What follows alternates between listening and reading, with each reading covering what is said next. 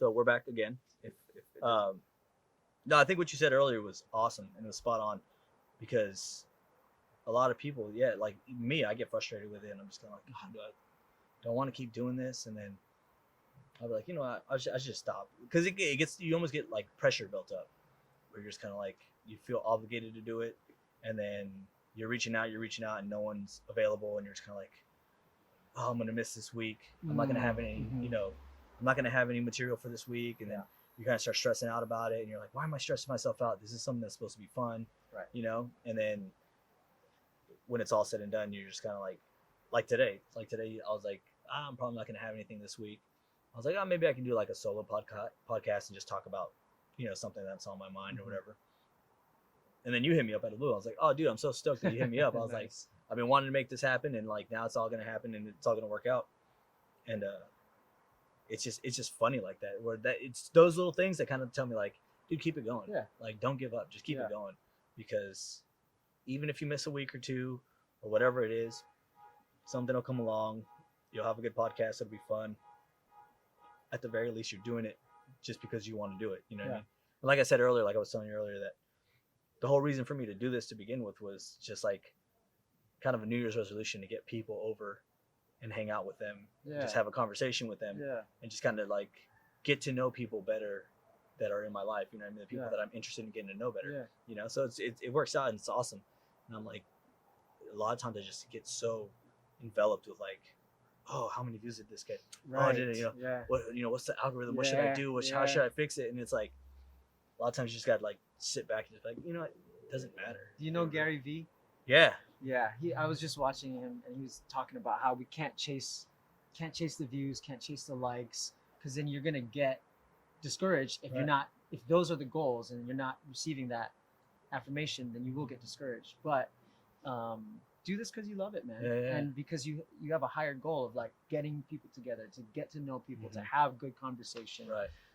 And that passion and that love will help drive it. And as you again consistently post and put your content out there, I think it organically builds. And as you see where the flow goes and how you make it better here, like, oh, I'm going to do this idea, or that didn't really work, but we're going to do this. It gets better. But not to be discouraged by the likes and the views and the comments and all that. And I think we have our expectations of ourselves, and then we also have fear of what other people think about us. And this is like, I'm preaching the choir here. I'm also like thinking of getting into all this like mindset stuff where, man, our mindset is so crucial to like our success and our business and our lives.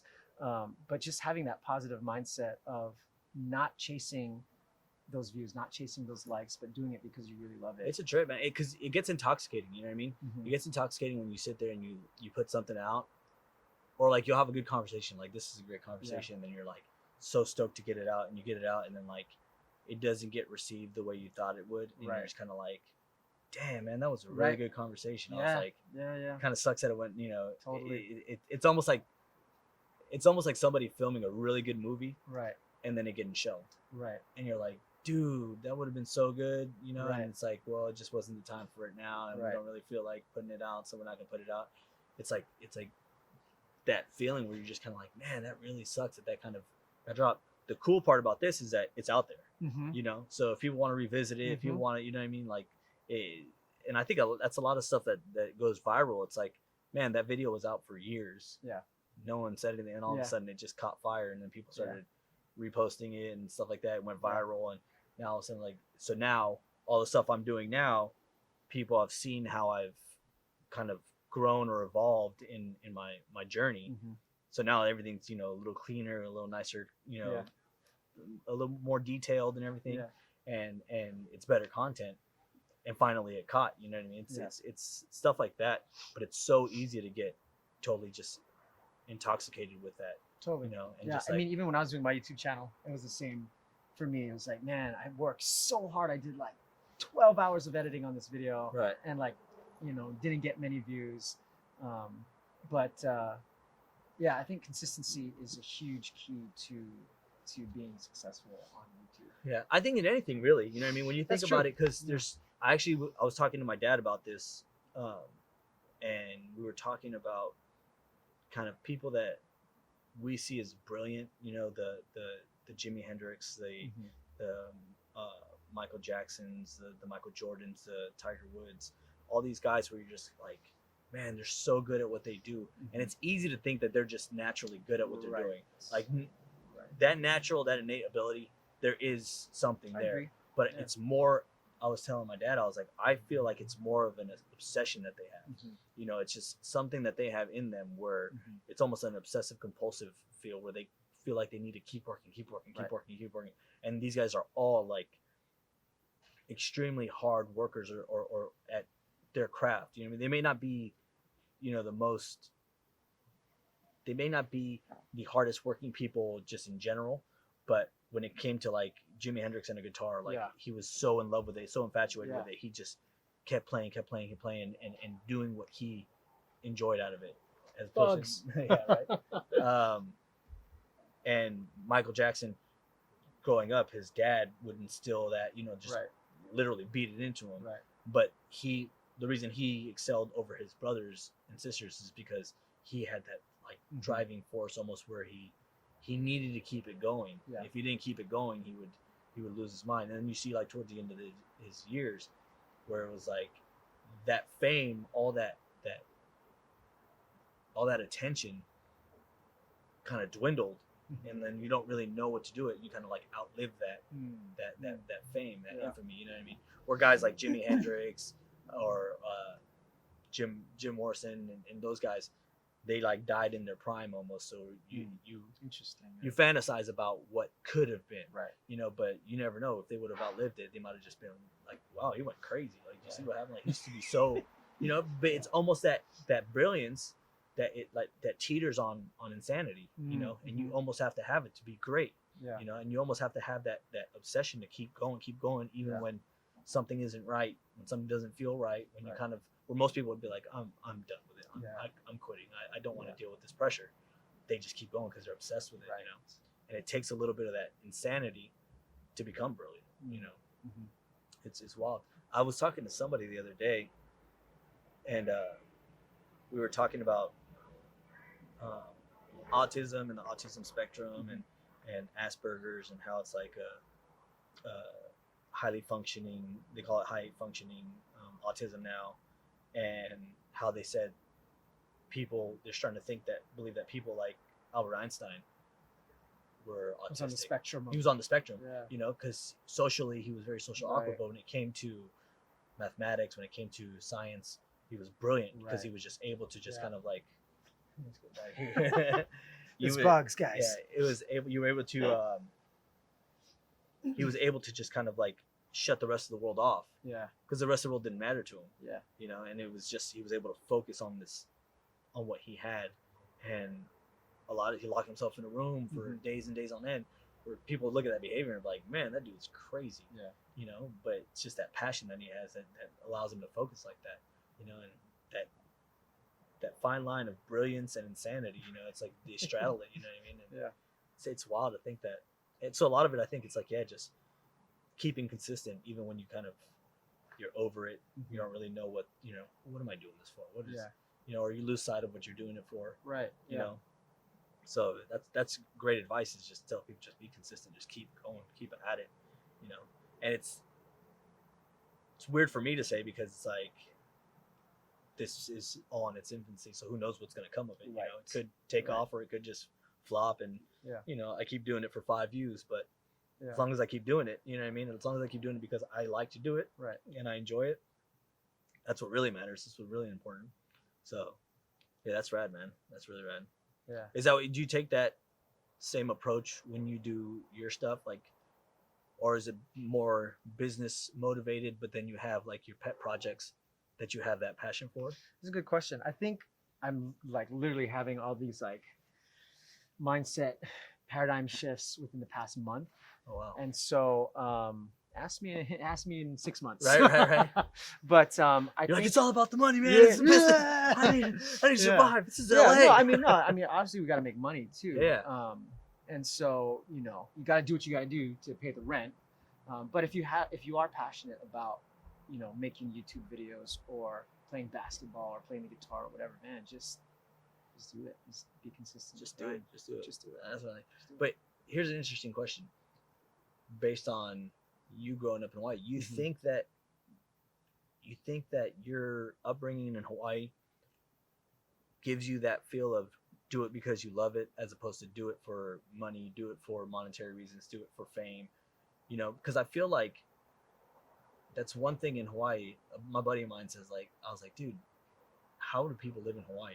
It's just as expensive, if not more expensive, than living in Los Angeles.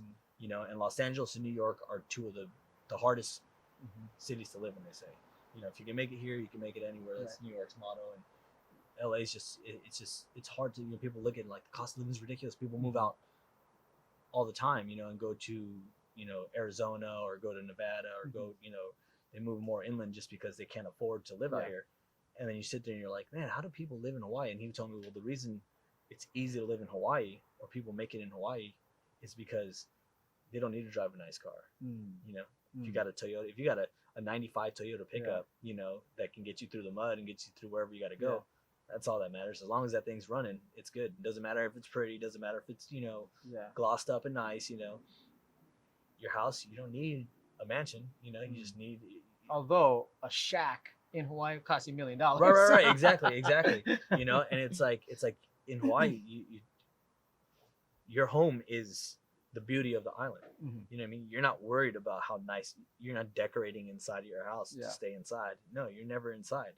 You're out. You're going to the beach. You're hitting up waterfalls. You're hitting up all these places. All the local spots. The hidden spots, and you're enjoying nature. It's not about staying inside or having a really nice house with air conditioning and all that good stuff. It's like, no, we don't need those kind of like materialistic kind of vanities.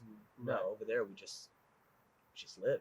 You think that drives you, or that changes your mindset when it comes to I don't necessarily think it was growing up in Hawaii that kind of I had that sort of mindset. I think being a creative, that's sort of the narrative of the creative, right? We're the starving artist, so just do it because you love it and all that stuff.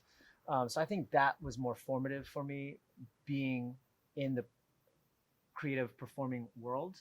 And I think even in Hawaii, like we're talking about, things that bother me about tourists. Even in Hawaii, there are people who are trying to keep up with the Joneses, people who are. So I think people are just people across the board, whether you're in Hawaii or in the mainland. It's just all about the mindset that you have and maybe how you were raised. But at the end of the day, it's, really whatever makes you happy. So if, you're happy to, be in a position where you're not making that much money, but you don't mind the car you drive, or you don't, whatever, that makes you happy, gret. What's your level of success? Yeah, if it makes you happy to drive a BMW and that makes you happy, great. Yeah, so I think at the end of the day. What do you think? See, this is what I like to define as like individual culture. Yeah. Where it's like that's something that you may have, that someone that grew up in even in your same household. Do you have any siblings? I have one younger brother. One younger brother. Is he a lawyer? No. He's a singer at Disney in Florida. Oh, yeah, I remember you showing me. Yeah. See, so it's like, because my siblings, I have 8 siblings, or I'm the 8th of I'm not the 8th. I think I'm the 3rd. I'm 3 of 8.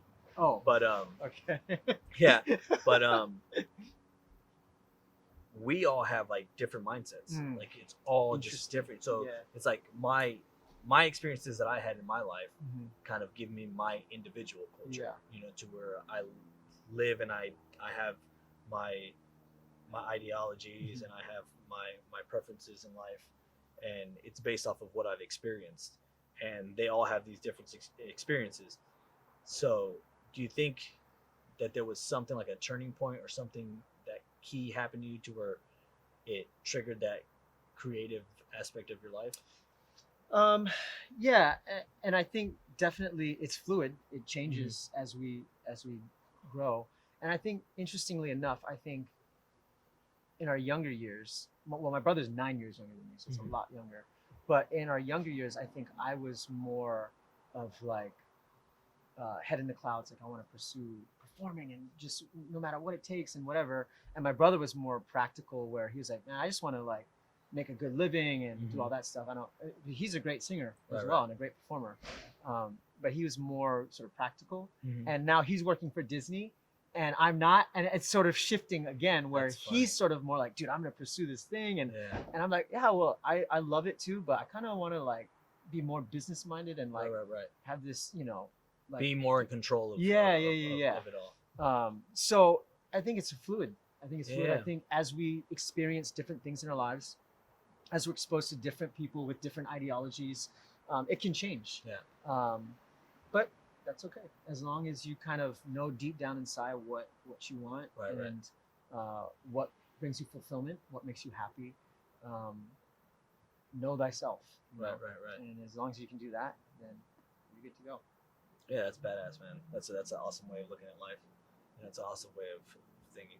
Do you feel like your parents ever kind of like sacrificed that? Like, do you feel like they maybe had that in them as well? You know, like that something trickled down for you guys, like that creativeness, like came from like you said, it kind of came. You attributed probably more towards your dad. The singing talent side, definitely came from my dad. But my mom's side of the family, they're very creative. My grandpa was an artist. Oh, nice. And a genius. He was like an electronic genius. Really? Yeah. That's a whole nother podcast. That's episode 2. Right. But both sides had different aspects of creativity. Do you think they gave it up to be more like settled or more? Yeah, you know. Or do you think it just probably it wasn't? I don't think it was them. in their frame of reference either. Really? Like, because as I was saying earlier, like being a performer wasn't really in my frame of reference. I mean, my uncle was a performer, but he didn't. You know, he transitioned to other things as well. But yeah, it wasn't even in my frame. So it wasn't in their frame of reference either. That was something. I think if I lived, I always wonder, like, if I lived in LA, where that is a thing, like, you know, a focus. Yeah, a focus for people, and it's like, oh, this is a real career and everything. I really wonder how that would have changed my life, but you know, it is what it is. I feel like a lot of times, when things are so abundant around you, they're like everything's just like the focus is on. You tend to almost get pushed away from it. It's like human nature to be like, interesting. Because like growing up in Los Angeles, Hollywood was always right there, and then like every day I moved to Florida for a few years, and in Florida people were like, oh, do you know so and so? Like, do you know like have you ever met so and so? And you're just kind of like, no, like not really. Like you don't really see them you don't see them kind of like just day in day out walking. They don't walk down the street. You're like, oh look, there's more famous people walking down the street. It's like they're kind of doing their thing, or they're in their certain areas where they live. And they live on top of the hill, we live on the bottom of the hill, you know, it's not really that frequent that we see them. I was like, every once in a while you'd be like, yeah, we went to the Grove, or we went somewhere and so and so was there, or they were filming something there, you know, but you don't think it's as glamorous as you think. So to me, like Hollywood or all that stuff was never really something that caught my eye, or like that seemed like it would be something like, oh man, I wish I could like be a singer or be a, you know, if anything it was probably more sports, you know, like oh man, I wish I had the ability to do this or do that. But yeah, it was never really, and it was just because it was so abundant. Like there was people that came from different states and different you know different countries and stuff like that to here, and totally just like lost everything to try to make it in show business, you know. And you're just kind of like, why would you do that? Like, why'd you just come to LA and just live in LA? Like, just come here. It's like, no, people come here to try to make it. It's like, but why? Like, you know, it's like actors are actors. They know who they are. Like, you know, you don't really think of it as like, oh yeah, you can do it. Like, just do it and go to acting classes and go to this and go to that. And you're just like, no, it's something that other people that were maybe not so prevalent in their areas. They have that drive for it. They have that passion. Like it almost like they get a taste of it and they want more of it. You know, that's wild. That's pretty cool. It's interesting to think. It's just so funny because like I picture myself if I lived in Hawaii, I'd be like, well, you gotta surf. You know what I mean? You gotta be like be a professional surfer. Like Yeah. everybody's a professional Yeah. surfer down there. You know, it's like if you live on the North Shore, chances Yeah. are you're a professional surfer. So it's like just do that. Why not just do that? You know, and Yeah. it's like over there, it's probably like, dude, I'm not gonna surf. There are a dime a dozen. Like It's funny, like I never actually like I did bodyboarding and everything, Mhm. but I never really grew up surfing. But Yeah. I did learn to surf because the girl that I was into at the time was a surfer, and so I was like, I guess I gotta learn to surf. Gotta do it. Yeah. I guess I'm gonna go kill myself. I remember like one time going out to Ala Beach, and she's like, "Oh my god, it looks so great, right?" And I looked at the waves, and I was like, "Oh, I'm gonna die. Yeah. I'm dead." Yeah. Yeah, it's Yeah. great. You go ahead. I'll catch up. No, I went. I almost Yeah. died. But whatever, you know, it is what it is. Oh, Eddie would go. Eddie would go. Send it. That's dope. Yeah. That's funny, man. I think that's like 90% of the reason guys do anything is like you gotta try to impress Yeah. somebody. You know? It's like I'm not gonna Yeah. tuck tail. I gotta like Yeah. show face and like that's wild, Oh, yeah, man. man. I would. God, man. I'm trying to think of what the equivalent of that is like here in California. Like I mean, there's surfers here in California too. no, I know, but it's like paddling out to impress a chick is like probably gotta be the equivalent of like wrestling a bear. You know what I mean? Like I guess I'll wrestle this bear to impress you. You know? Like, yeah. No, I love wrestling bears. Yeah, Yes. like, this is- yeah, yeah. yeah. Grizzly. No, not a problem. Yeah. Oh, you want me to tackle that mountain lion? Yeah, Sure. I mean, yeah. watch this. Like, yeah. It's just funny. It's funny how Yeah. how you just, especially as a kid, you just like throw all caution Right. by the wayside and Yeah. just go for it. Yeah. You know, makes you a better person. I think builds character. Right. Awesome. Yeah. Well, this has been great. So I want to thank you for coming out. Yeah, absolutely. Much mahalos. Absolutely. I'm gonna have you back for sure. We'll have other awesome topics to talk For about. sure. For sure. And with that, we'll leave you guys. If you guys stayed, thank you. Don't forget to like, subscribe, and share. And we'll see you next time. Shoots.